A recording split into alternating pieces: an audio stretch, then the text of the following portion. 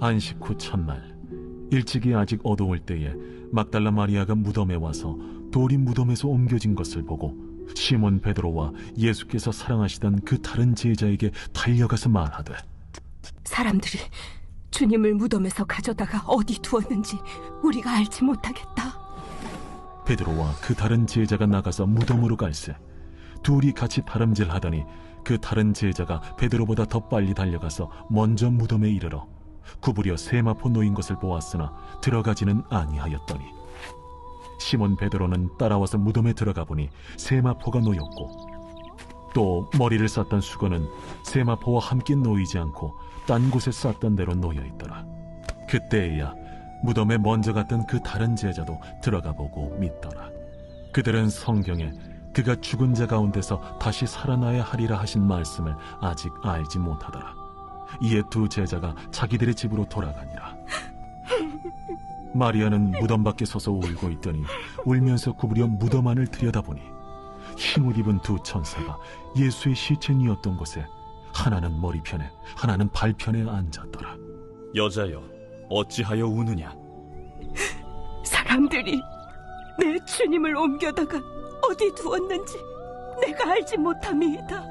이 말을 하고 뒤로 돌이켜 예수께서 서 계신 것을 보았으나 예수이신 줄은 알지 못하더라. 여자여, 어찌하여 울며 누구를 찾느냐? 마리아는 그가 동산지기인 줄 알고 이르되, 주여, 당신이 옮겼거든 어디 두었는지 내게 이루소서. 그리하면 내가 가져가리이다. 마리아야. 마리아가 돌이켜 히브리 말로 라보니, 이는 선생님이라는 말이라. 나를 붙들지 말라. 내가 아직 아버지께로 올라가지 아니하였노라. 너는 내 형제들에게 가서 이르되, 내가 내 아버지 곧 너희 아버지 내 하나님 곧 너희 하나님께로 올라간다 하라. 막달라 마리아가 가서 제자들에게 내가 주를 보았다 하고 또 주께서 자기에게 이렇게 말씀하셨다 이르니라. 할렐루야, 할렐루야. 우리 부활하신 생명의 주님, 사망과 죄와의 모든 권세를 이기신 주님의 이름을 찬양합니다. 그리고 놀라우신 예수님 앞에, 다시 사신 주님 앞에 우리 감사와 찬양과 영광과 존귀의 박수 올려드리며 나가겠습니다. 무덤을 이기신 주님, 거룩하신 주님, 존귀하신 주님의 이름을 찬양합니다. 부활하신 영광의 주님의 이름을 높여 송축합니다. 할렐루야. 네, 오늘 이 시간 하나님의 놀라운 은혜, 우리 부활하신 생명의 주님 예수 그리스도의 은혜 안에 한몸 이룬 우리 사랑하는 포드의 성도들, 또 이 시간 영상으로 예배하는 흩어져 있는 모든 글로벌 포드 식구들에게요, 여러분 우리 한번 뜨거운 사랑과 격려와 축복의 박수를 서로에게 보내도록 하겠습니다. 주님의 놀라우신 은혜가 우리 모두에게 있게 되기를 주님의 이름으로 축복합니다. 사랑하는 여러분, 성령 충만하십시오. 말씀 충만하십시오. 기쁨 충만하시기를 축복합니다.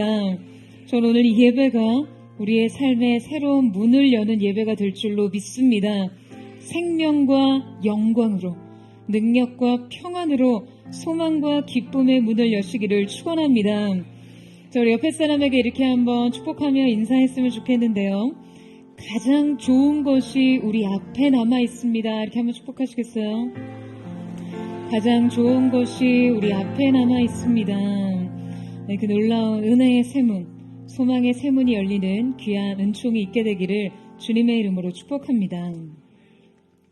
여러분, 종교개혁가 마틴 루터에게는요, 카타리나 본 보라라는 아주 현명한 부인이 있었습니다.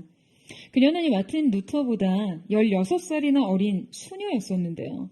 이 루터의 종교개혁에 굉장히 큰 감동을 받고 동료 수녀 11명과 함께 수녀원을 탈출합니다. 그녀는 종교개혁에 대한 사명을 품고 이 마틴 루터에게 끈질기게 구호해 둘이 결혼이 성사되었는데요. 이 두 사람에게는 매우 유명한 일화가 하나 있습니다. 종교개혁 중에 카톨릭 지도자들의 협박과 핍박으로 인해 이 우울과 낙심에 사로잡혀 있었던 이 루터가 외출을 하고 집에 돌아왔을 때의 일이었어요. 집에 도착하니 그의 부인 카타리나가 상복을 입고 흐느껴 울고 있었습니다. 슬피 울고 있는 아내를 보고 루터는 너무나 매우 놀라서 누가 죽었는지, 아니 왜 이렇게 슬피 울고 있는지를 물었어요. 그러자 카타리나가 대답합니다. 하나님께서 돌아가셔서 상속을 입었습니다. 이 부인의 말에 루터는 펄쩍 뛰면서 호통을 쳤어요. 아니 하나님이 돌아가시다니 어떻게 그렇게 불경스러운 말을 할 수 있냐는 거예요. 루터가 화를 내자 부인이 이렇게 말합니다. 하나님이 돌아가시지 않았다면 어째서 당신이 낙심하는 겁니까? 하나님께서 돌아가시지 않았다면 하나님의 영광을 위해서 일하면서 왜 힘들어하는 겁니까? 루터는요, 아내의 이 말에 큰 충격을 받고 용기를 얻어 종교개혁에 매진합니다. 그리고 마침내 이 개혁을 이뤄내죠. 이 카타리나의 지적대로 여러분, 우리가 삶에서 느끼는 수많은 상심과 좌절과 우울은 마치 하나님이 죽으신 것 같은 행동과 마찬가지입니다. 만약 우리의 신앙이 주님의 죽으심에서 멈춰 있다면 그럴 수 있다는 것이죠. 여러분, 우리는 지난 고난주간과 성금요일 예배를 통해 그 주님의 고난과 죽으심을 깊이 묵상해 보았습니다. 그러나 우리의 신앙이 주님이 우리를 위해 십자가에 달려 돌아가셨음을 인정하는 것에서 그치면 기독교의 복음은 재앙적 신앙입니다. 복음의 핵심은 주님께서 우리를 위해 죽으셨지만 다시 살아나셨다는 데 있습니다. 여러분 아멘이세요? 복음은 주님께서 우리를 위해 죽으셨다는 사실에 대한 완전한 인정과 믿음이 필요할 뿐 아니라 그 다음 단계인 주님의 다시 사심을 믿고 고백하는 데까지 나아갈 때 완성되는 것이죠. 죽음은 부활이 있기에 완전하고 부활은 죽음이 있기에 가능합니다. 여러분, 주님의 죽으심은 의심할 여지 없이 완결된 죽음이었습니다. 우리의 신앙 고백은요, 언제나 주님의 죽으심뿐 아니라 주님의 장사 지내심까지를 고백합니다. 주님의 장래에 따른 이 종결된 죽음은요, 주님을 사랑하며 따르며 그분에게 자기 삶의 희망과 기대를 걸었던 제자들에게 있어서 완전한 절망에 빠지는 일이 되었어요. 여러분, 죽음이란 삶의 부분적인 좌절이 아닙니다. 죽음은 삶의 어느 일부가 아닌 삶 전부를 송두리째 무너뜨리는 것이에요.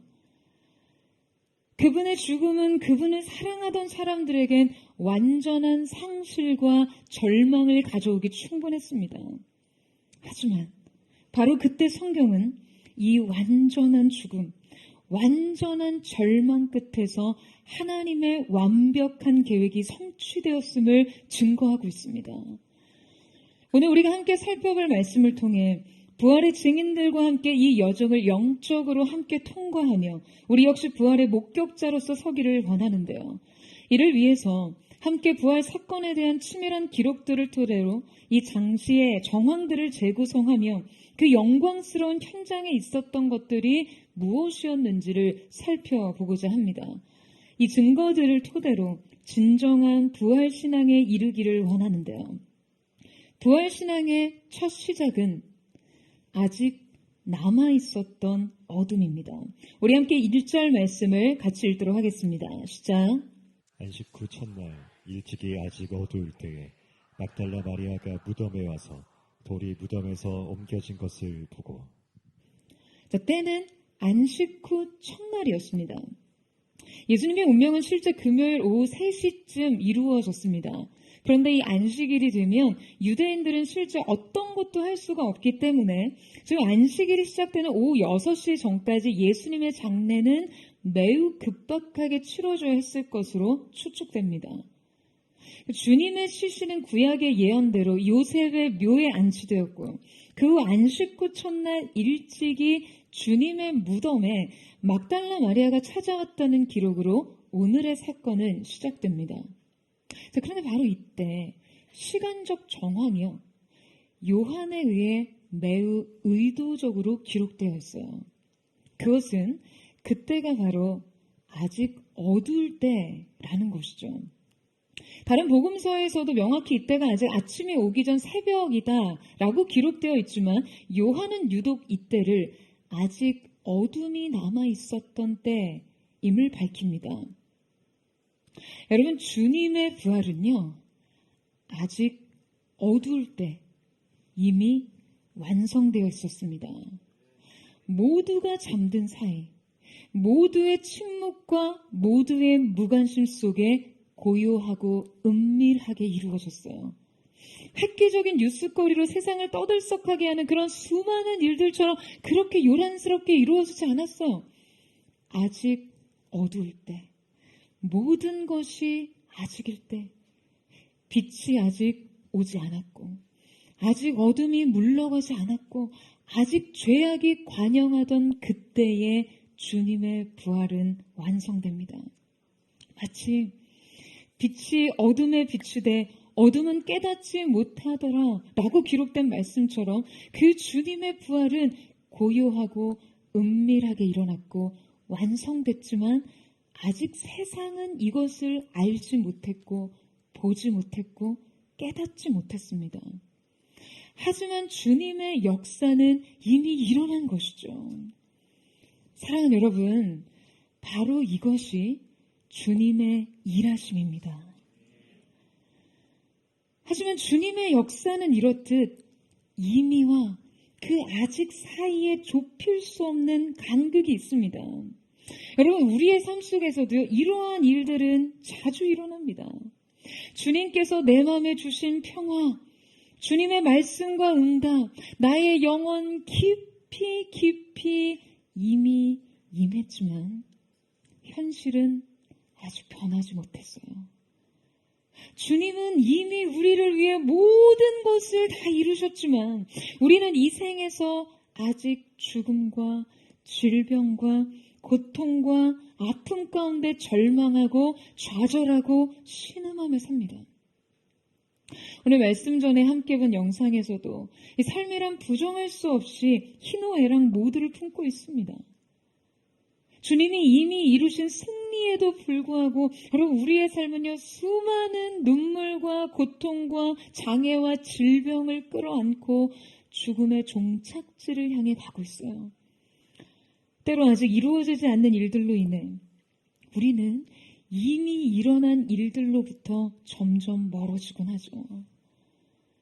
여러분, 부활의 아침, 우리는 이미 일어난 진리를 붙잡고 아직 우리 삶에 남아있는 어둠을 몰아내야만 합니다. 그런데 바로 이때, 아직 어두울 때 이 무덤에 찾아온 한 여인이 있었습니다. 부활 신앙에 이르기 위한 두 번째, 어떤 것으로도 막을 수 없던 사랑입니다. 그녀는 바로 막달라 마리아였어요. 여러분, 대체 이 여인은 아직 어두운 이때 왜 이곳에 온 것일까요? 이 새벽에 여자 혼자 대체 여기를 어떤 생각으로 찾아왔냐라는 거예요. 좀 다른 복음서에서 그녀가 이곳에 향품을 들고 왔다라고 기록합니다. 근데 여러분, 사실 예수님의 장례는요, 이미 요셉과 니고데모에 의해서 다 이루어졌어요. 그것도 니고데모가 준비한 어마어마한 양의 향품이 사용되었어요. 마리아가 그 사실을 몰랐을까요? 아니요, 여러분. 요셉과 니고데모가 예수님의 장례 의식을 행할 때 마리아는 그 자리에 있었다. 그리고 그것을 보았다고 공간복음은 기록하고 있습니다. 그 신학자들은 아마 그녀가 급박하게 마무리된 이 장례 절차로 인해 그 주님의 시신을 좀 더 정성스려 대하지 못했음을 안타까워 지금 이 과정을 다시 치르려 했을 거라고 생각합니다. 여러분, 지금 분명 마리아가 무덤에 간 때는요, 아직 무덤이, 그 어둠이 물러서지 않은 때였어요. 그녀는 이미 상상할 수 없는 끔찍한 고문 속에 주님께서 고난을 받으신 것을 지켜보았고, 그 후에 주님의 처참한 죽음과 장래의 모든 것을 가장 가까이에서 경험한 여인이었습니다. 주님의 죽음은 그녀에게 엄청난 트라우마가 되었을 게 당연하고요. 지금 당시 그 유대 사회에서 이 일은 너무나 충격과 혼란이었기 때문에 모두가 이 소용돌이 속에서 자신을 숨는 숨죽여 숨기고 있을 그때 그녀는 이곳에 홀로 찾아갑니다. 분명 마리아는 무덤 앞에서 주님을 고문하던 그 무시무시한 로마의 경비병들을 마주할 것을 예상했겠죠. 또한 결코 혼자서는 털끝도 움직이지 못할 육중한 돌문이 가로막혀 있다는 것도 알았고 이 문을 열어줄 사람도 없다는 것을 잘 알았어요. 설상가상 전날 예수님의 죽음으로 인한 큰 지진이 도시를 휩쓸고 간 상태였습니다. 더욱이 그녀와 함께 동행해줄 남자들이 없었어요. 그런데 그럼에도 불구하고 그녀는 그곳에 갔습니다. 그 모든 어둠과 두려움과 위험과 공포를 뚫고 그 어두운 새벽에 돌무덤 앞을 서성입니다. 여러분, 왜일까요? 대체 이 여인은 무슨 생각으로 여기 온 것입니까? 너무 큰 충격을 받고 그냥 이성을 잃고 분별력도 상실한 것일까요? 제임스 몽고베리 보이스는 이 여인에 대해 이렇게 말합니다. 그녀에게는 주님에 대한 믿음도 죽었고 소망도 죽었다. 하지만 주님께 대한 사랑만은 아직 남아있었기에 이렇게 이른 새벽에 무덤으로 나왔고 요한과 베드로가 떠난 후에도 혼자서 무덤에 남아있었던 것이다. 여러분, 저는 말씀을 준비하다 이 무덤 앞에 선 마리아의 이 사랑을 생각하며 많이 울었습니다. 인생의 그 어떤 기대도 소망도 모두 사라진 그때, 감당할 수 없는 공포와 상실과 슬픔이 그 삶을 완전히 휩쓸고 가버린 그때에도 여전히 그녀에게 남은 이 저항할 수 없는 사랑을 생각하며 말이에요. 모든 것을 잃었고 다시 되찾거나 되돌릴 수 있는 희망이 조금도 남아있지 않았던 그때에도 주님이 누이셨던 그곳을 찾아가게 한 그 사랑을 생각하며 울고 또 울었습니다. 여러분, 우리는 이 부활의 새벽 주님의 무덤 앞에 설 수 있는 그런 사람들입니까? 그분은 분명 많은 이들의 기대와 달리 왕의 보좌가 아닌 무덤에 계셨습니다. 주님이 나의 기대와 나의 소망을 모두 저버리시고 내가 구하고 원한 모든 것들을 거절하셨으며 주님 그 자체가 나에게 절망과 상실을 안겨준 그때조차 주님을 찾으실 수 있으십니까? 여러분, 이 부활의 주일, 저는 우리의 신앙이 이 마리아의 사랑을 담기를 원합니다.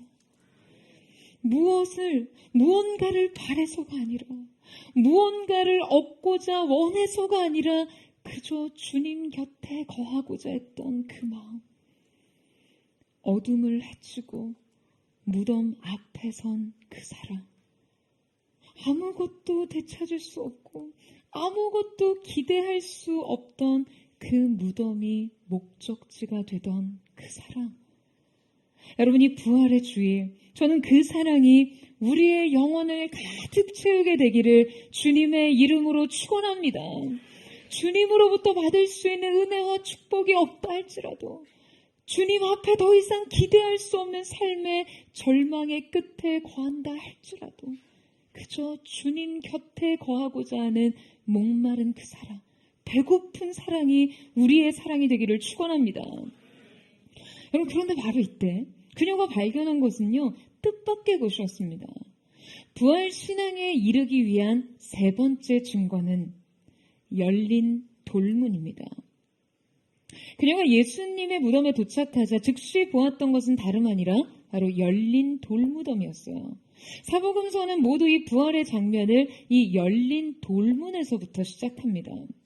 그만큼 지금 이 열린 돌문과 빈 무덤은요, 부활의 매우 중요한 증거입니다. 하지만 이 열린 무덤이 의미하는 것은 단지 예수님의 죽은 몸이 실제 부활해서 어떠한 물리적인 한계에도 방해를 받지 않으시고 그 하늘 권능으로 돌무덤을 나오셨다라는 정황적인 증거만을 주장하기 위한 것이 아닙니다. 이것은 분명 부활의 진정한 의미에 대해 상징적으로 전하고자 하는 메시지가 있는 것이죠. 여러분, 앞서 말씀드렸듯이 기독교 진리가 주님의 죽으심 그 자체에서 끝나서는 결코 완성된 복음이 될 수 없습니다. 지난주 설교에서 말씀드렸듯이 여러분, 우리는 이미 사형에 언도되어 그 집행을 기다리던 사형수였어요. 그런데 우리의 모든 죄값을 대신하여 치르신 그리스도로 인해 우리는 이 죄의 결과로부터 완전히 해방된 삶을 살 수 있게 된 것이죠. 할렐루야. 여러분, 만약에 어떤 사람이 지금 죄의 형벌로 징역형을 살다가 그 죄의 대가를 모두 치르고 나면 여러분 어떠한 일이 일어납니까? 그때 옥문이 열립니다. 형량을 모두 살고 이제 새 삶이 허락된 것이에요. 마치 주님의 무덤에 돌문이 굴려졌던 것처럼 이 죄의 값을 모두 치르고 자유가 선언되었음을 의미하는 것입니다. 여러분, 이 열린 문은 우리에게 무엇을 말하고 있습니까? 죄의 삭은 사망이요. 우리는 죄의 값을 마땅히 죽음의 형벌로 지급해야 했어요. 그러나 그리스도께서 그분의 죽으심으로 이 값을 모두 지불하셨고 이제 옥문이 열리듯 죽음의 문이 열린 것이죠. 열린 문은 죽음의 완전한 정복뿐만 아니라 자유와 해방을 의미합니다. 그분은 지금 이 열린 무덤을 통해 말씀하세요. 너희가 치러야 될 모든 죄값은 아무것도 없다. 내가 나의 고난과 죽음으로 너희가 치러야 될 모든 값을 지불했다. 여러분, 우리에게 해당하는 율법의 조항들, 죄에 대한 법조문, 그리고 지불 명령서 같은 것들은요, 모두 완전히 폐기되었습니다. 오늘 우리가 이 열린 무덤 앞에서 뛸 듯이 기뻐해야 할 이유가 바로 이것입니다. 이 빈 무덤 앞에서 자유와 승리의 노래를 불러야 할 이유가 바로 이것이에요. 여러분, 그러나 문제는요, 아직도 우리가 그 비용을 치르면서 살고 있다는 것이죠. 여전히 우리에게 남은 몫이 있는 것처럼, 주님께서 여전히 무덤에 계신 것처럼, 아직 지불되어야 할 영혼의 부채가 있는 것처럼. 여러분, 그리스도의 이 승리는요, 단지 우리에게 영원한 생명을 허락하신 죽음 이후의 승리만이 아닙니다. 주님께서 우리에게 선언하신 이 승리와 자유는요, 우리를 새로운 지배 아래 한 나라에서 다른 나라로 옮겨주셨다라는 그런 의미예요. 그가 우리를 흑암의 권세에서 건져내서 그의 사랑의 아들의 나라로 옮기셨으니, 할렐루야. 여러분, 이것은 우리가 본래 우리를 지배하던 것들로부터 벗어나 새로운 지배 아래로 들어가게 된다는 것이죠. 그렇다면 본래 우리를 지배하던 것은 어떤 것일까요? 그것은 원천적으로 죄와 사망의 영향력입니다. 죄의 문화, 돈, 성, 권력에 대한 지나친 욕구, 자기 증명의 좌절, 죄책감, 열등감, 불안, 두려움, 고질적인 우울과 공허, 수치심. 매일 이곳에서 쩔쩔매고 흔들리고 무너지고 스스로 값을 지불하려는 이 모든 불안과 고통이 죄에 종속된 삶의 모습입니다. 그런데 이 죄의 지배 아래 놓인 삶의 해방을 선언한 것이 바로 이 열린 무덤이에요. 기독교 최고의 문학작품이라고 할 수 있는 존 버년의 철로역정에 보면 이런 일화가 등장합니다. 주인공인 크리스천은 무거운 짐을 지고 순례의 길을 걷고 있었어요. 이 짐은 자기 스스로 인생의 구원을 얻어내야 한다는 그 무거운 부담과 죄에 대한 죄책감, 그리고 자신에게 부과되는 여러 가지 도덕적인 책임, 그리고 결코 그 기준에 미치지 못할 것이라는 수치심까지 다양했습니다. 그는 그가 짊어진 이 짐으로 인해 몹시 힘들어했어요. 그 짐을 지고 가는 이 여정 자체가 너무나 고달프고 고됐습니다. 그런데 어느 날 가파른 그 언덕에 이르렀을 때 그 위에 세워진 십자가를 보게 됩니다. 크리스천이 이 십자가에 다다르게 되자 어깨에 있던 짐이 풀어졌고, 풀어진 짐가방은 그 어깨에서 떨어져 언덕 아래로 굴러 떨어지기 시작합니다. 그러더니 마침내 그 구르던 짐은 그냥 입을 쫙 벌린 열린 무덤 안으로 빨려 들어갑니다. 여러분, 이것이 진정 십자가와 부활의 지배 아래 놓인 삶이에요. 우리를 짓누르고 힘들게 하는 모든 짐은 이 열린 무덤 앞에서 결코 어떠한 힘도 행사할 수 없습니다. 여러분, 아멘이세요? 그 열린 문이 이 모든 짐을 집어삼킬 수밖에 없는 것이죠. 사랑하는 여러분, 오늘 이 언덕에 오르세요. 이 언덕 위에 십자가를 보고 열린 무덤을 보십시오. 그리고 여러분의 인생의 모든 무거운 짐을 벗어버리세요. 저는 오늘 저와 여러분이 이 십자가와 열린 무덤 앞에서 우리를 사랑의 아들의 나라로 옮기신 주님을 높여 찬양하는 은혜의 역사가 있게 되기를 축복합니다. 은혜의 지배 아래서 새 인생을 사세요. 모든 어깨에 짊어진 인생의 짐들이 풀어지고 주님의 놀라운 은총의 새 계절 안으로 나아가는 저와 여러분 되시기를 주님의 이름으로 축원합니다. 부활신앙에 이르기 위한 네 번째 조건은 부활의 증거들입니다. 여러분, 지금 예수님의 부활과 완전한 승리를 말해주던 이 열린 돌무덤을 처음 발견한 막달라 마리아의 반응을 보세요. 마리아는요, 그냥 이 열린 무덤 앞에서 그냥 아연실색합니다. 예수님의 시신을 누군가가 도적질했다고 생각한 것이죠. 사실 유대 종교 지도자들도 예수님을 영원히 죽음에 가둬두기 위해 그냥 혹여라도 그 시신이 없어지지 않도록 경비병을 세운 것을 보면 지금 뭐 이런 상황은 나름 충분히 설득력이 있었어요. 이때 마리아는 무덤 안으로 들어와 예수님께서 누이신 곳을 막 찾아볼 겨를도 없이 그저 무덤이 열려있는 것을 보고 베드로와 요한에게 즉시 달려갔던 것 같아요. 이제 마리아를 포함한 3명의 제자들이 무덤 앞에 섭니다. 그리고서 그들은 열린 문 안으로 들어가 빈 무덤 안에서 최초로 부활의 정황들을 확인하게 됩니다. 자, 우리 함께 3절에서 8절 말씀을 같이 한번 읽도록 하겠습니다. 시작. 베드로와 그 다른 제자가 나가서 무덤으로 갈새 둘이 같이 다름질하더니 그 다른 제자가 베드로보다 더 빨리 달려가서 먼저 무덤에 이르러 구부려 세마포 놓인 것을 보았으나 들어가지는 아니하였더니 시몬 베드로는 따라와서 무덤에 들어가 보니 세마포가 놓였고 또 머리를 쌌던 수건은 세마포와 함께 놓이지 않고 딴 곳에 쌌던 대로 놓여 있더라. 그때야 무덤에 먼저 갔던 그 다른 제자도 들어가 보고 믿더라. 자, 여러분이 한국 번역본에는 이 뉘앙스가 잘 드러나지 않지만 헬라 성경에는요, 이때 베드로와 요한이 그 무덤 안을 들어보는 행위가 어떠한 성격의 관찰이었는지가 드러나 있습니다. 앞서 막달라 마리아가 무덤 입구에 돌이 굴려져 있는 것을 보았다라고 할 때는 헬라어 중에 보다의 가장 대표적인 단어인 블레페이가 쓰였습니다.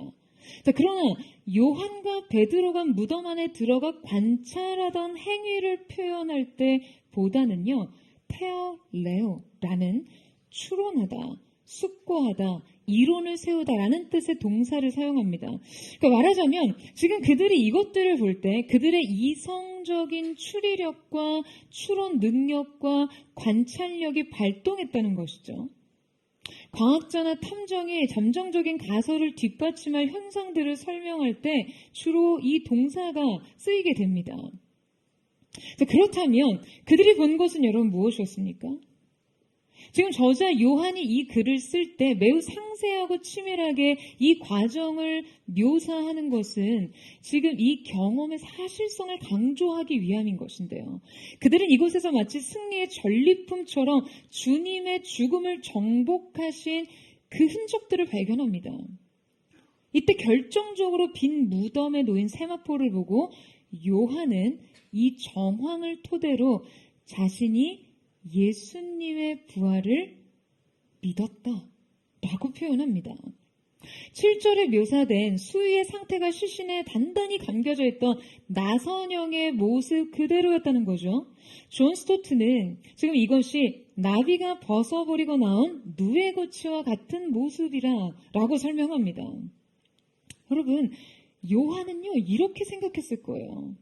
만약 예수님의 시신을 누군가가 도적질해 갔다면 요셉과 니고데모가 장례 때 사용한 이 값비싼 세마포와 그 많은 치명을 그대로 두고 갈 리 결코 없으며, 또 누군가가 이 엄청난 무게의 수위를 벗긴 흔적 없이 수위 안에 몸이 증발하듯이 빠져나올 수는 없다는 것이죠. 그래서 결국 그는 부활을 믿었습니다. 부활밖에 답이 없었어요. 여러분, 그런데요, 이 믿음은요 마치 셜록 홈즈가 불가능한 답을 제거하고 나면 남은 답의 개연성이 아무리 떨어진다 해도 그것이 진실일 수밖에 없다 라고 말한 것과 같은 믿음이었습니다. 여러분, 이것이 과연 진정한 부활신앙에 닿을 수 있는 믿음일까요? 여러분, 우리는 수많은 인생의 문제를 대하며 주님께 믿음의 증거들을 요구합니다. 그러니까 우리가 눈에 보이는 물리적인 증거들과 그 논리적인 개연성을 충분히 확보하고 나면 우리의 믿음이 가능해질 거라고 생각합니다. 그래서 우리는 진정한 믿음을 유보해요.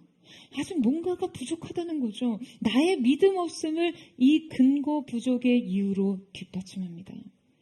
내 삶에 믿음의 객관적 정황이 더 요구되어야 한다는 거예요. 주님께서 제시하시는 진리의 증거들이 빈약하다는 거예요.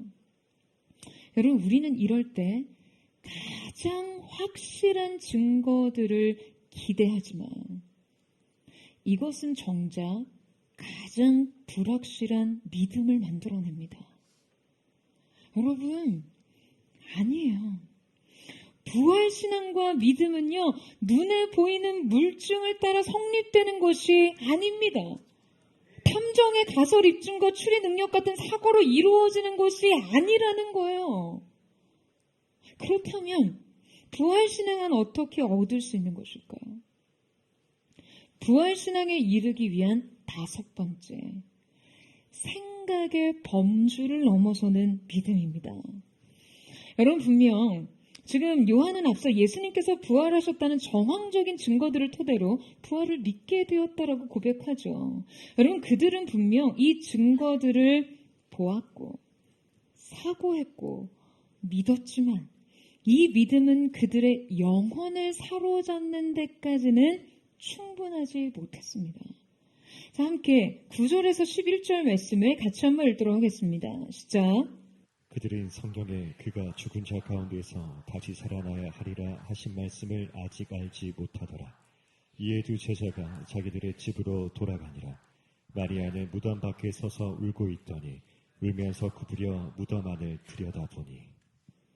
여러분, 그들은 예수님의 다시 사신 것을 보았고 요한은 그것을 믿었다고 기록했으나 정작 이 믿음은 지금 주님께서 하신 말씀과 연결되지 못했습니다. 따라서 이 믿음은 매우 불완전한 것이었어요. 그래서 두 제자들은요, 집으로 돌아갔고요. 마리아는 그냥 여전히 그곳에 남아 울고 있었습니다. 여러분, 그녀는 왜 이 빈 무덤에서 울고 있는 것일까요?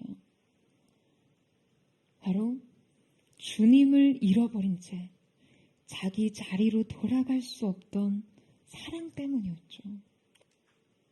그녀는 그 자리를 떠날 수 없었습니다.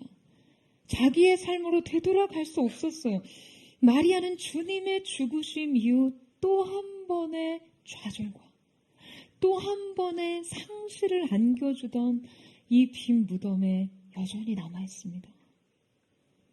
여러분, 지난 한 주 저는 설교 준비만 하려고 이 책상에 앉으면 이 빈 무덤에 앉아 울고 있던 이 망연자실한 마리아의 마음이 그대로 다가오던 그런 시간을 보냈어요. 주님을 향한 그리움, 주님의 흔적들, 그 앞에서 감당할 수 없었던 그 상실감, 지나간 모든 시간, 그리고 결국 무너진 것들, 믿음도 소망도 다 무너졌지만 그러나 여전히 남은 그 사랑. 책상에 앉기만 하면 이 모든 것이 너무나 가슴에 몰려오는 거예요. 여러분, 그런데 우리는 그저 우는 것밖에 할 수 없었던 이 완전한 상실의 장소가 실상 어떠한 의미인지 그녀가 도무지 알지 못했다는 것을 이해해야만 합니다. 여러분, 이 빈 무덤은 실상 어떠한 장소였습니까? 모든 것을 잃어버린 그곳은 모든 것이 회복된 장소였습니다. 모든 것을 정복한 장소였어요. 죽음을 죽인 장소였습니다. 하지만 마리아는 이곳을 이해하지 못했어요. 우리 함께 13절에서 15절 말씀을 같이 읽겠습니다. 시작. 천사들이 이르되 여자여 어찌하여 우느냐 이르되 사람들이 내 주님을 옮겨다가 어디 두었는지 내가 알지 못함이이다. 이 말을 하고 뒤로 돌이켜 예수께서 서 계신 것을 보았으나 예수이신 줄엔 알지 못하더라. 예수께서 이르시되 여자여 어찌하여 울며 누구를 찾느냐 하시니 마리아는 그가 동산지기인 줄 알고 이르되 주여 당신이 옮겼거든 어디 두었는지 내게 이르소서. 그리하면 내가 가져가리이다. 여러분, 그냥 그토록 주님을 사랑했고 모든 것을 버려두고 그분을 따랐음에도 주님의 말씀을 기억하고 그 말씀을 이 현실과 연결시키지는 못했습니다. 여러분, 심지어 그녀는 이곳에서 부활하신 주님의 최초의 목격자가 되었지만 지금 주님을 알아보지 못했고요. 주님을 동산지기로 오해해서 엉뚱한 이야기를 하죠. 주님의 시신을 어디로 옮겼는지 알려주며 자기가 그것을 옮기겠다는 거예요. 여러분, 마리아는 지금 이미 예수님의 장례 절차를 모두 지켜본 사람이었습니다. 주님의 시신은요, 아리마대 요셉과 니고데모가 준비한 모략과 침향을 100근이나 넣고 염을 한 상태였어요. 결코 여인이 혼자서 운반할 수 없는 무게였습니다. 하지만 예수님을 되찾고야 말겠다는 이 맹목적인 사랑으로 지금 그녀는 모든 것에 대한 이 모든 것을 계산 없이 그냥 홀로 감당하려고 하고 있어요. 그런데 문제는 그녀가 찾는 주님은 더 이상 죽은 자 가운데 찾을 수 없다는 거죠. 여러분, 마리아에게 주님을 향한 이 극진한 사랑이 있었음에도 불구하고 그녀는 왜 이 믿음의 영역에 있어서 이렇게 이해하기 힘든 무지와 모리애를 보이고 있는 것일까요? 여러분, 우리는 그녀를 통해 우리의 믿음이 우리의 생각의 범주에서 한 걸음을 내딛는 것이 매우 힘들다는 것을 깨닫습니다. 마리아가 애초에 이 무덤에 도착했을 때 열린 돌문을 본 즉시 그녀는 주님의 시신을 누군가가 도적질했다는 생각을 합니다. 그러니까 그녀의 이 내러티브는요, 얼마나 그녀의 내면에서 견고한 사고의 틀을 형성했는지, 심지어 지금 주님을 눈앞에 두고 시신을 옮긴 사람으로 착각할 정도였어요. 그런데 여러분, 마리아의 이 오류는 바로 우리의 공통의 문제입니다. 마리아가 믿음으로 현실을 해석하지 못했던 것은 우리 모두에게 발견되는 잘못된 영혼의 회로인 것이죠. 이때 탁월한 기독교 변증가였던 팀 켈러 목사님은 인간의 마음이 늘 원하는 신은 우리의 욕구에 맞고 우리가 통제할 수 있으며 우리의 자기 평가와 내러티브에 토를 달지 않는 그런 신이다라고 지적했습니다. 말하자면 나의 생각과 나의 범주와 기대와 개념에 꼭 들어맞는 신, 내가 기대하고 생각하고 마땅히 나의 요구와 기대를 모두 충족시키고 내 자신이 통제할 수도 있고 조종할 수도 있는 그 신의 모습으로 예수님이 다가오지 않을 때 우리는 주님을 알아보지 못할 뿐더러 주님을 외면할 수도 있다는 거예요. 내가 바라는 모습이 아니기 때문이죠. 여러분, 우리의 신앙의 현주소를 알기 위해서 우리는 우리가 주님께 무엇을 바라고 무엇을 기대하는지를 알아야 합니다. 그리고 주님은 결코 우리가 원하는 방식으로 우리가 통제할 수 있는 상태로 우리에게 다가오시는 분이 아니라는 사실을 깨달아야 해요. 여러분, 주님은 하늘이 땅보다 높음과 같이 우리의 생각보다 높으신 분이십니다. 이 사실을 믿으세요. 우리의 생각의 모든 범주와 틀을 완전히 깨고 그 모든 것을 초월해 알파와 오메가, 시작부터 끝까지 거하신 분이세요. 시작과 완성 그 자체이신 분이십니다.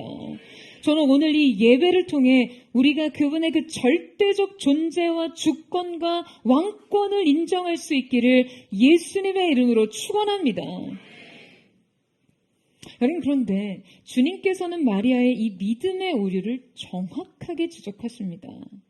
부활신앙에 이르기 위한 5번째 진정한 출발선은 바로 이름을 부르시는 사랑입니다. 주님은 이후 마리아에게 자신을 계시하시는데요. 자, 우리 함께 16절 말씀을 같이 읽겠습니다. 시작. 예수께서 마리아에 하시거늘 마리아가 돌이켜 히브리 말로 라보니 하니 이는 선생님이라는 말이라. 여러분, 우리는 완전한 상실과 절망에 빠져 울고 있는 마리아가 그 주님의 살아계심을 깨닫는 이 감격스러운 장면을 마주하게 됩니다. 근데 여러분, 지금 이 일이 언제 일어났나요? 이 일이 언제 일어났습니까? 주님의 부활이 완료된 시점에서? 부활의 정황적 물리적 증거들을 발견했을 때요? 천사들과 부활하신 주님을 마주할 때 일어났습니까? 아니요, 여러분.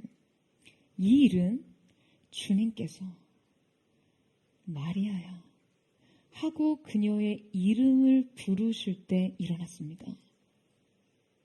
여러분, 그녀는 이미 완전한 정복과 승리의 장소에 서 있었음에도 불구하고 절망에 빠져 있었어요. 슬픔에 빠져 있었어요. 그녀는 주님을 앞에 두고도 그저 하염없이 울고만 있었습니다. 그녀의 상실과 슬픔은 천사의 등장과 위로로도 해결이 되지 않았어요. 하지만 주님이 그녀의 이름을 부르실 때 마리아야, 그녀는 부활하신 주님을 보았습니다. 여러분, 부활신앙이 어디에서 올까요? 우리는 어떻게 이 부활의 영광에 참여할 수 있습니까? 주님이 우리의 이름을 부르실 때. 여러분, 그때 우리 인생의 어떤 것은 끝나고 새로운 것은 시작될 수 있는 것입니다. 인생의 근원적인 상실, 절망, 슬픔, 답을 찾을 수 없는 인생의 문제, 총체적인 이전에 다 변화되지 않는 모습, 이것은 바로 주님의 이 부름 앞에서 완전히 무력화됩니다. 옛것이 되어 그리고 새로운 눈을 뜨게 됩니다. 여러분, 저는 오늘 이 영광스러운 승리의 자리에서 여전히 인생의 슬픔을 끌어안고 여전히 눈물로 상실과 좌절에 빠져 있는 여러분에게 주님이 여러분의 이름을 부르시는 그때 새롭게 눈뜨는 은혜의 역사가 있게 되기를 축복합니다. 여러분, 이때 마리아는 무엇을 보았죠? 부활하신 주님을 보았습니다. 마리아가 부활하신 주님의 최초의 증인이 되는 영광스러운 순간이었어요. 여러분, 저는 오늘 이 시간 부활하신 주님께서 이곳에 오셔서 그 여러분의 이름을 불러주시며 여러분 각자의 이름을 부르시는 그분의 음성을 통해서 여러분 인생의 새로운 생명 가운데 초대받게 되는 은혜의 역사가 있게 되기를 축복합니다. 이때 주님은 마리아에게 물으십니다. 여자여, 왜 울고 있느냐? 여러분, 이 물음은 이 눈물의 이유를 몰라서 하신 질문이 아니었어요. 가혹한 책망도 아니었습니다. 마리아는 몰랐지만 주님은 삶의 모든 결말을 아시기에 물으신 것이죠. 주님이 사망을 이기셨고 죽음을 정복하셨기 때문입니다. 여러분, 우리 인생의 근본적 소망이 바로 여기에 있어요. 할렐루야. 여러분, 이 사실을 믿으세요? 여러분, 주님은 아십니다. 오늘 말씀 전에 함께 본 영상에서처럼 인생의 모든 막이 다 내려지고 잠시 어둠이 인생을 완전히 덮는 그 순간조차 This is not the end. 이것이 끝이 아님을 주님은 아십니다. 영원한 삶이 시작됨을 아세요. 여러분, 아멘이세요? 여러분, 오늘 말씀에 저자인 요한은 예수님의 죽으심과 다시 사심이 펼쳐지던 지금 이 장소를 의도적으로 동산이다 라고 표현하고 있습니다. 예수께서 십자가에 못 박히신 곳에 동산이 있고 동산 안에 아직 사람을 장사한 일이 없는 새 무덤이 있는지라. 주님의 체포와 죽음과 무덤 그리고 부활의 장소까지 요한은 계속해서 이 장소적 명사를 동산으로 표기합니다. 심지어 마리아가 예수님을 동산지기로 오해했다고 표현하기도 했죠. 이걸 왜일까요? 그는 왜 이토록 여러 차례 동산을 강조하는 것일까요? 여러분, 우리는 이 표현에서 지금 어떠한 장소에 대한 암시를 추측합니까? 바로 에덴 동산이죠. 여러분, 인류의 첫째 아담은 바로 이 동산에서 죽음의 저주를 가져왔습니다. 하지만 둘째 아담이신 예수께서 영원한 생명을 주신 것이죠. 안식 후 첫날 예수께서 제자들에게 나타나 숨을 내쉬며 하시는 말씀에서 이 숨이라는 표현은 헬라어 엠피사오라는 단어가 쓰였습니다. 바로 창조 때 하나님께서 아담에게 생기를 불어넣으실 때 사용된 단어였어요. 주님의 부활이 우리에게 새 창조의 역사를 열어주셨음을 말하고자 하는 것이죠. 할렐루야. 여러분, 오늘 예수님의 부활의 영광이 오늘 우리에게 새 창조의 세계를 열어주셨음을 믿습니다. 여러분, 아멘이세요? 여러분의 영혼 육이 재창조의 역사 속에 새로워졌음을 예수님의 이름으로 선포합니다. 가정이 새로워지고 교회가 새로워지고 학교와 일터와 이 나라와 민족 가운데 부활의 생명의 새숨이 불어와 모든 것을 새롭게 할 것을 예수님의 이름으로 선포합니다. 그것이 부활의 영광의 날, 주님께서 우리 가운데 이루고자 하신 주님의 일인 줄로 믿습니다. 그렇다면 마지막으로 부활 신앙에 이르기 위한 7번째, 그 마지막 종착지를 살펴보고자 하는데요. 그것은 바로 가장 좋은 것이 우리를 기다리고 있다는 믿음입니다. 여러분, 저를 한번 따라해 보시겠어요? 가장 좋은 것이 나를 기다리고 있습니다. 우리 함께 17절 말씀을 같이 한번 읽겠습니다. 시작. 예수께서 이르시되 나를 붙들지 말라. 내가 아직 아버지께로 올라가지 아니하였노라. 너는 내 형제들에게 가서 이르되 내가 내 아버지 곧 너희 아버지 내 하나님 곧 너희 하나님께로 올라간다 하라 하시니. 여러분, 우리는 지금 이 말씀 속에서 다소 이해할 수 없는 상황을 직면합니다. 그러니까 주님의, 부활하신 주님을 대면한 마리아는요, 자신의 모든 슬픔과 절망을 일으키며 주님께 다가섭니다. 그 그리움에 사무쳤던 그녀의 마음이 그 부활하신 현존의 주님을 발견하고 여러분 얼마나 기뻤겠어요. 아마 마리아는 예수님을 알아본 순간 마치 너무나 소중한 것을 잃어버렸던 걸 되찾은 사람처럼 그 엄청난 안도 속에서 그분의 육체에 매달렸을 거예요. 아마 다시는 주님을 잃어버리지 않을 각오와 몸부림으로 주님을 붙들었겠죠. 자, 이때 사용된 동사 붙들다는요, 꼬집다시피 아주 꽉 매달린 그런 의미의 동사입니다. 매우 매우 강한 신념과 집착을 드러내는 행위예요. 그런데 이때 주님은 마리아에게 나를 붙들지 말라라고 말씀하세요. 주님의 부활하신 신성한 몸을 지금 여러분 만지지 말라고 하시는 걸까요? 아무리 그래도 주님을 그리워하던 마리아에게 여러분 너무 매몰차신 거 아니에요? 그 깊은 어둠 가운데 여인 홀로 무덤을 찾았던 그 사람을 생각했을 때요. 근데 여러분, 주님께서 이때 나를 붙들지 말라라고 하신 말씀은 단지 나를 터치하지 말라라고 하신 말씀이 아닙니다. 주님께서는 마리아에게 내가 나를 알던 그 방식대로, 내가 나를 붙잡던 방식대로 이 관계를 지속할 수 없다는 것을 말씀하고 계신 것이죠. 여러분, 이게 무슨 뜻입니까? 그러니까 내가 이미 이룬 이 부활은 결코 내가 기대하던 대로가 아니고 내가 내 앞에 산자처럼 나타났을 때 역시 주님은 나의 기대를 저버리지 않아 하는 태도로 이 부활의 몸을 대해서는 안 된다는 것이에요. 이 부활 사건은 너의 기대, 너의 생각, 너의 범주, 너의 내러티브대로 이루어지는 것이 아니라는 의미입니다. 여러분, 주님의 마침은 부활 후 승천이었어요. 그리고 보혜사 성령의 강림이었습니다. 부활신앙의 진정한 종착지는요, 결국 성령의 내주와 임재입니다. 여러분, 아멘이세요? 여러분, 하지만 이 마침은 이전에 그분을 알던 제자들에게는요, 너무나 낯선 방식입니다. 그들의 범주와 이성의 틀을 완전히 벗어나는 것이었죠. 그러나 주님께서는 분명 말씀하십니다.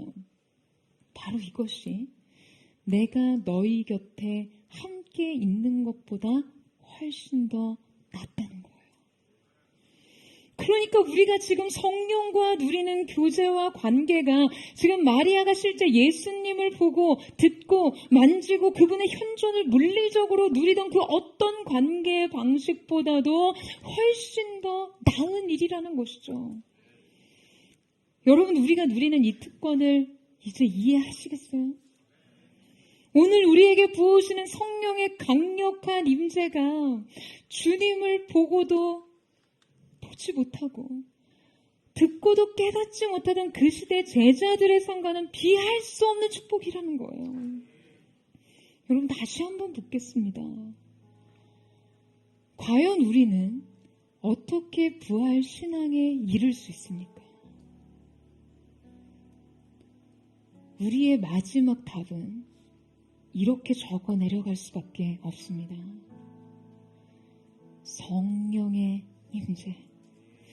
오직 성령이 우리에게 임하시며 우리는 눈 떠 주님을 보고 듣고 누릴 수 있습니다. 여러분, 이 시간 우리는 오직 성령을 통해 죄와 사망의 권세를 모두 정복하시고 모든 저주를 깨고 새로운 생명의 문을 열어주신 그 부활의 주님을 만나기를 원합니다. 성령의 임재 속에서 우리의 눈을 여셔서 그 부활하신 주님을 이 시간 생생히 목격하고 목도하기를 간절히 사모합니다. 사랑하는 여러분, 이제 여러분 앞에 좋은 것이 기다리고 있습니다. 성령님의 임재, 그분과의 내밀한 교통 안에서 그분의 인도하심을 따라 사는 삶이 새로운 문이 되었어요. 이 그리스도의 죽으심과 다시 사신 부활의 영광이 담긴 성령의 임재 속에서 기쁨으로 새 인생을 사는 저와 여러분 되시기를 주님의 이름으로 축원합니다. 부활 생명의 새 숨을 부여받은 주님의 몸된 교회가 이 땅의 교회들 가운데 주님의 일하심을 나타내는 새로운 시작이 되기를 주님의 이름으로 축복합니다. 이 소리 함께 찬양하며 기도하며 나아가기를 원합니다. 사랑하는 주님, 이 영광스러운 부활의 주일, 우리가 우리의 인생에 좌절과 슬픔과 상실의 끝자락에서 주님이 우리의 인생 가운데 남기신 주님의 일을 보기를 원합니다. 주님 앞으로 나아가 영광스러운 생명의 주인 되신 주께서 이루신 그 놀라운 영광을 목도하기를 원하오니 오늘 이 가운데 하늘의 문을 여시고 거룩하신 성령님 임하시고 기름 부어 주시옵소서. 주 앞에 나와 제사를 드리는 마음 열어 내 삶을 드리네 주를 봅니다. 끝없는 사랑 날 회복시키는 이제는 들어 주 보내 그 능력 날 새롭게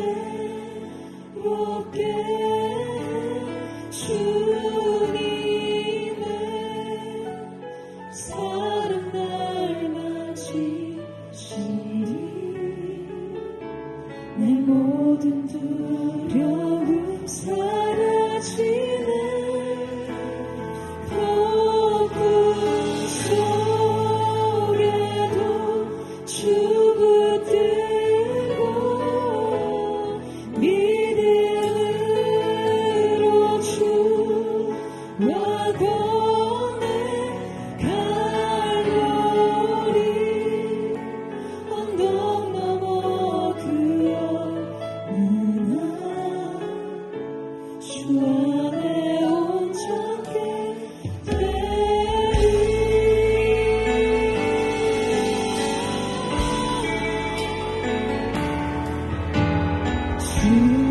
앞에 나와 제사를 드리네 마음 열어 내 삶을 드리네 주를 봅니다. 끝없는 사랑 날 회복시키네 이제는 들어 주 보내 그 능력 날 새롭게 주님의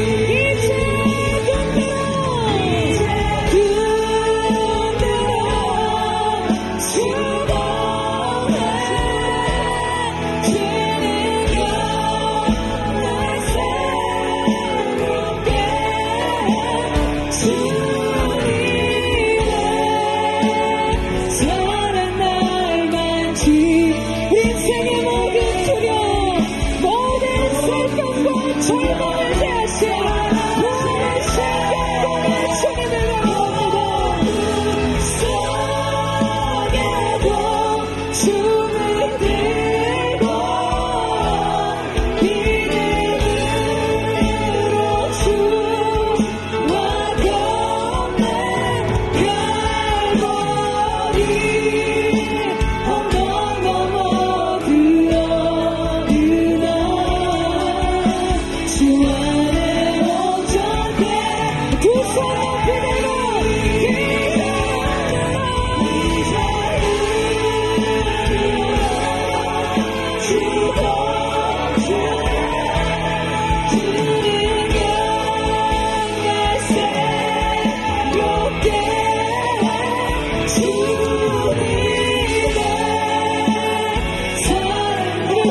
예수 그리스도에서 예수 그리스도의 못자국난 그 손으로 오늘 우리의 인생을 영원한 그 주님을 찬양합니다. 속에도 주를 들고 믿음으로 주와 걷는 갈보리 언덕 넘어 그 어느 날 주 안에 온전한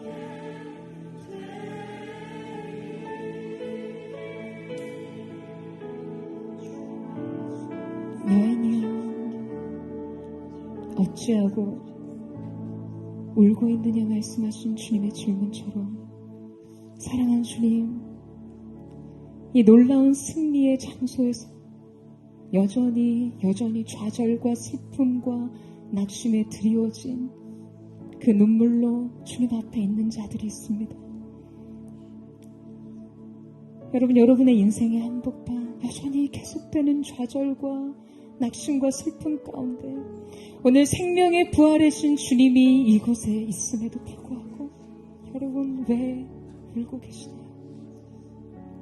오늘 이 시간 사랑하는 주님, 우리가 주님의 생명의 눈뜨게 하여 주시옵소서. 깨어라 어두운 내 무덤에서 주님의 영광이 되게 비추리리라.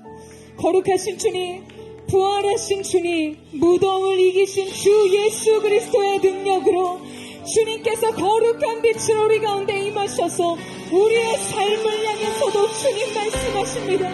어찌하여 울고 있느냐?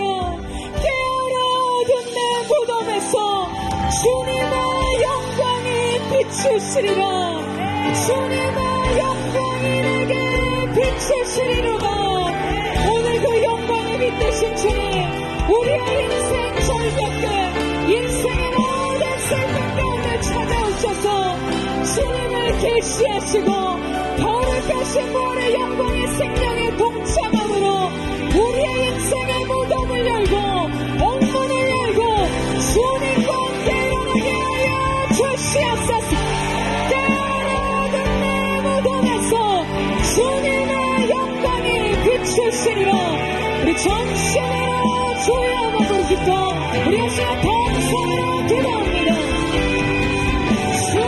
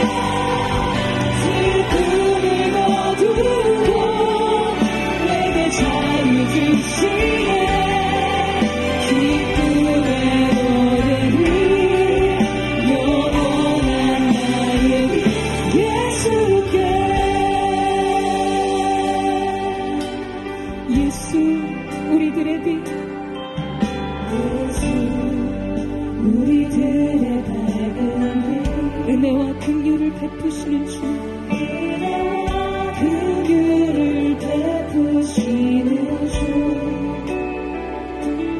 그의 길을 따라가는 주의 자녀들에게 항상 나를 비추시네 그는 구원의 주 하나님 그는 구원의 주 하나님 공의로 세상을 다스리시네 주를 경외하는 자들에게 한량없이 부으시는 주님의 놀라우신 영광을 찬양합니다.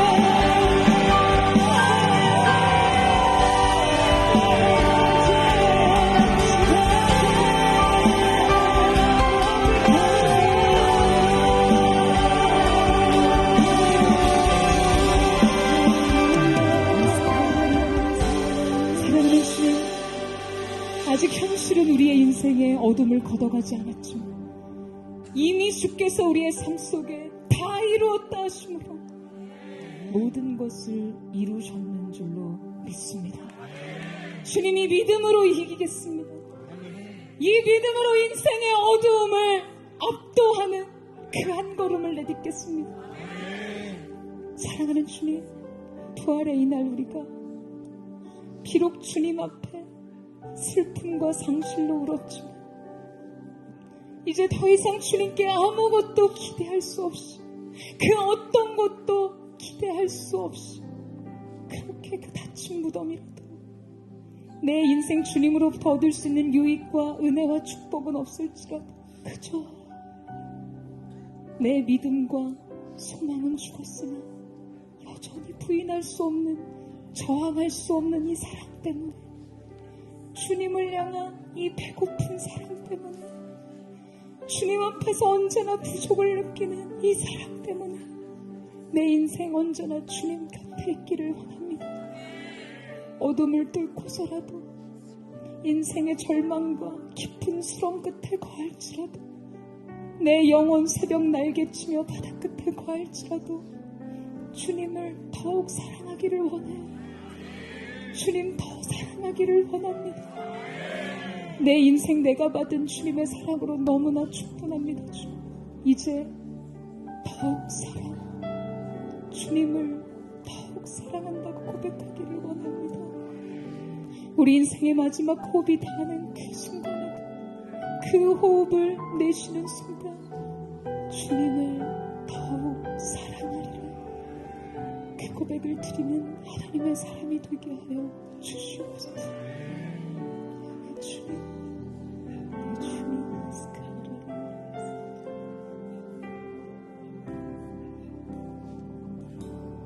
주의 성소에 서서 주의 영광을 보아 아름다운 주의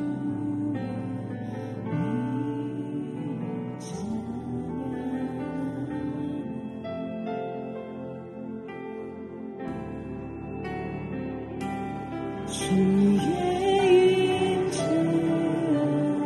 안에서 나를 붙드시는 사랑, 그 사랑을 확인한 내 영광의 주.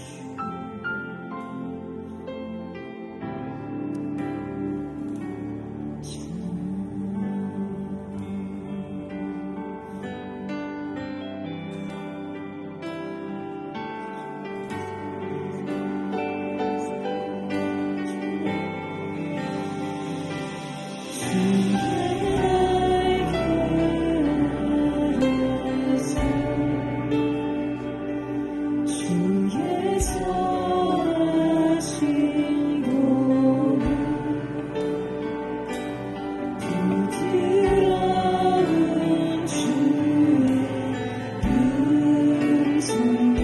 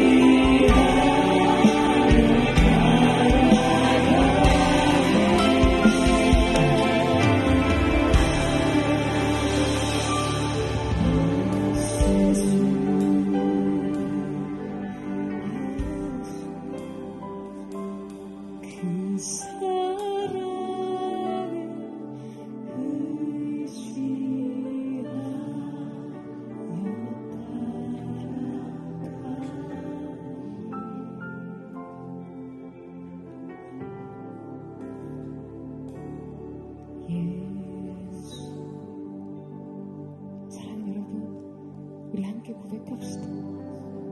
주님, 주님의 음성을 의지하며 주님을 따라갑니다. 오늘 이 시간 하나님께서 부활하신 예수 그리스도께서 여러분의 이름을 부르세요. 너무나 힘든 나의 삶의 애워싸여 절망과 슬픔을 안고 승리의 자리에서조차 울 수밖에 없었던 우리의 인생 끝에 주님이 오셔서 여러분의 이름을 부르십니다. 사랑하는 여러분, 부드러운 주님의 사랑의 음성을 따라가세요. 빛 대신 주님을 따라가세요. 그리고 그 주님 앞에 주님, 나도 주님을 더욱 사랑합니다. 주님을 더 사랑하기 원합니다. 나를 회복시키신 그 사랑으로 내가 주님을 더 사랑하기를 원합니다. 오늘 여러분의 이름을 부르시는 주님 앞에 나의 평생 주님을 더욱 사랑하기를 원합니다. 주님을 따라가기를 원합니다. 순결하신 예수님을 바라보기를 원합니다. 주님 앞에 우리의 전부를 드리기를 원합니다. 주님 앞에 우리의 인생은 충분합니다. 주님의 사랑을 받았으니 충분합니다. 이 사랑의 힘으로 살게 하여 주시옵소서.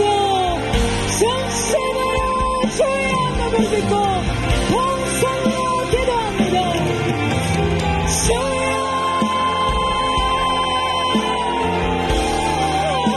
주님, 주님 내 안에 남은 내 전부를 담아 주님 더 사랑합니다. 인생의 마지막 것 끝에서도 내 생의 마지막 모든 것을, 인생의 모든 여정을 마치고 주님을 더욱 사랑하기 원하며 내 중심에 불타는 고백이 주 앞에 드려지는 사랑으로 살게 하여 주옵소서.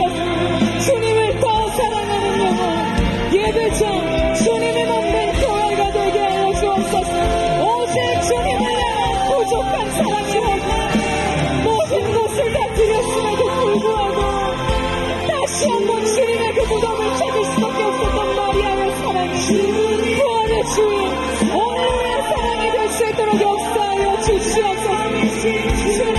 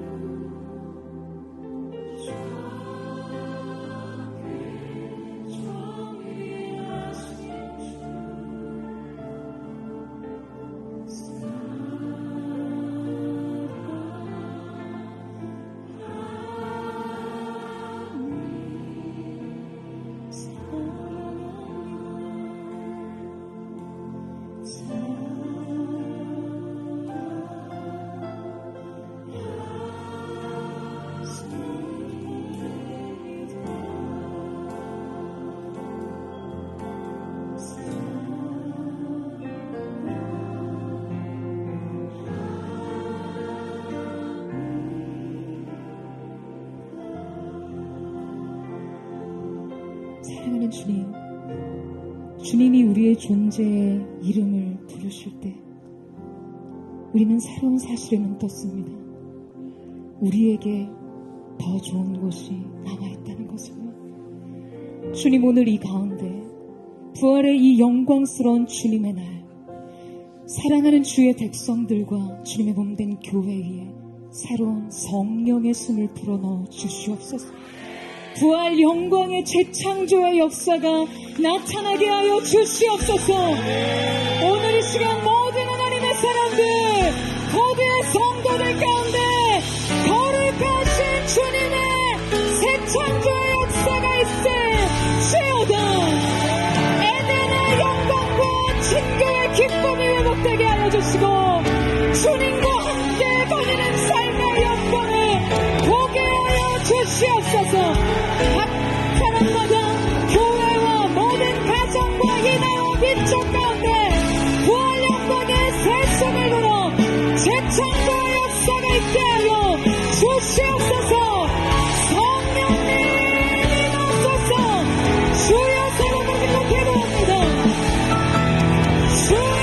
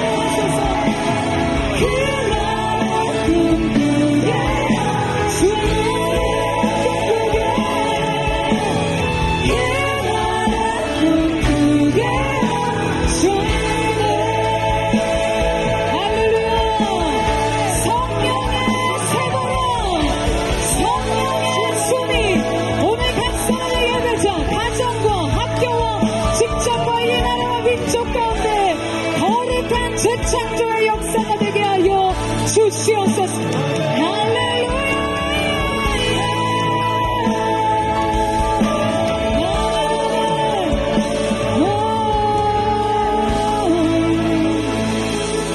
사망아, 너의 이기는 곳이 어디 있느냐? 사망아, 너의 쏘는 곳이 어디 있느냐?